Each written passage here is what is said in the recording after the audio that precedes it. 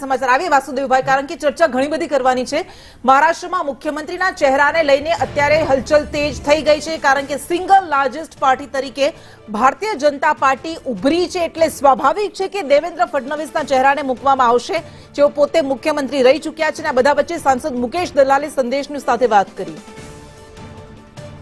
महाराष्ट्र અને વાવની બેઠક પર ભાજપ સતત આગળ ચાલી રહી છે, સરકાર બનાવી રહી છે। ત્યારે મહારાષ્ટ્રમાં સુરતના સાંસદ મુકેશ દલાલે પણ પ્રચાર કર્યો હતો, ત્યારે તેમની સાથે વાત કરીશું।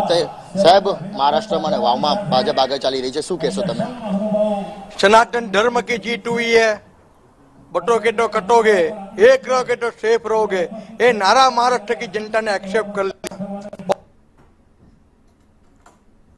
मूलभूत विचारधारा के साथ ड्रॉ करते हैं, इनकी क्या स्थिति होती है वो आज महाराष्ट्र की जनता ने दिखा दी है। महायुति सरकार बड़ी बहुमति के साथ अपनी सरकार बनाने जा रही है।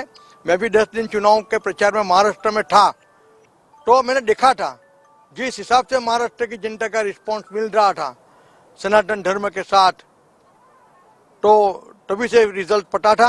और मैं महाराष्ट्र की जनता को मेरी ओर से, भारतीय जनता पार्टी की ओर से खूब खूब बधाई देता हूं और पूरी देश की जनता को अपील करता हूं कि इस सांप्रदायिक फोर्सेस को आप पहचानो, इन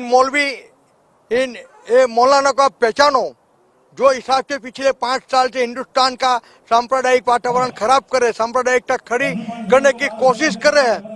इन लोगों को आप पहचानो, आगे जाके कहीं भारत में एक और पाकिस्तान खड़ा नहीं हो जाए, भारत में जाके एक और बांग्लादेश खड़ा नहीं हो जाए, इसकी चिंता पूरी देश की प्रजा को करनी है।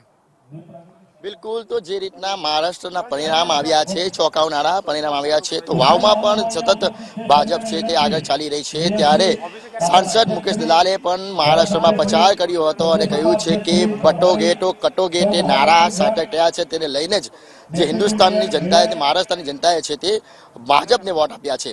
કેમેરા પર્સન ભૂષણ ચૌધરી સાથે મનીષ પરમાર, સંદેશ ન્યૂઝ, સુરત।